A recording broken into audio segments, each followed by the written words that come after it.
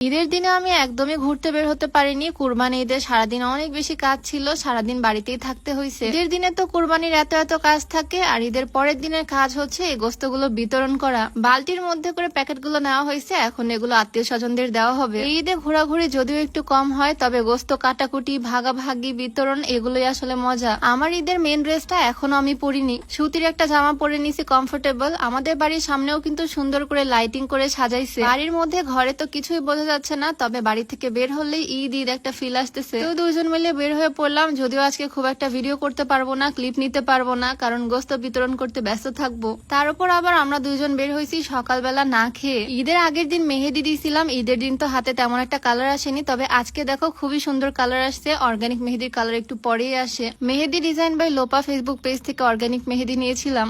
অনেক জায়গায় ঘুরে ঘুরে আত্মীয় স্বজনদের গোস্ত মাংস দিয়ে আসলাম, যদিও সব ভিডিও ফুটেজ নিতে পারিনি। আর এখন যাচ্ছি সুন্দর হাইওয়ে দিয়ে আমার কাজিনদের বাসায়। ওদের বাসায় গোস্ত দিয়ে ওকে তুলে নিলাম গাড়ির মধ্যে, কারণ আমার বোনকে নিয়ে আজকে আমরা ঘুরবো। ঈদের দিনে তো ঘুরে বেড়াতেই পারিনি, দেখি আজকে বিকালে বের হতে পারি কিনা। আমরা তিনজন মিলে এখন যাচ্ছি আমার বান্ধবীর বাড়িতে, বান্ধবীকেও তুলে নিব, দেন বিকাল বেলা সবাই মিলে ঘুরতে বের হব।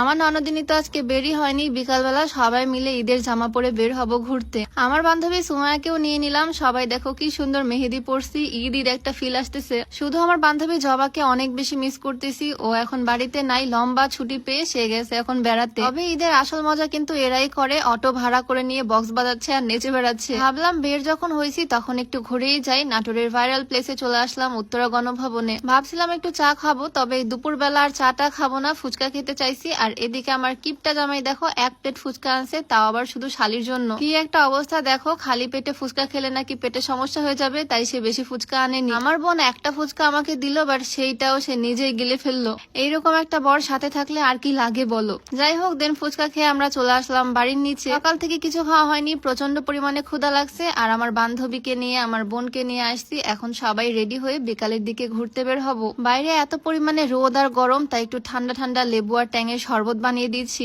আমার চাচাতো বোন তো এই প্রথমবার আমাদের এই বাড়িতে আসছে, ওর সাথে আমার দেখা হয় না বললেই চলে। তবে আজকে সবাই মিলে একসাথে ঘুরতে বের হবো ইনশাল্লাহ। সকালের খাওয়া দাওয়া তো করে বের হয়নি, এখন সবাই মিলে খাওয়া দাওয়া করবো দুপুরের। সাদা পোলাও আছে আর সাথে গরুর মাংস। এখন আর নতুন করে কিছু বলার নাই, সবার বাড়িতে বাড়িতে গরুর মাংস।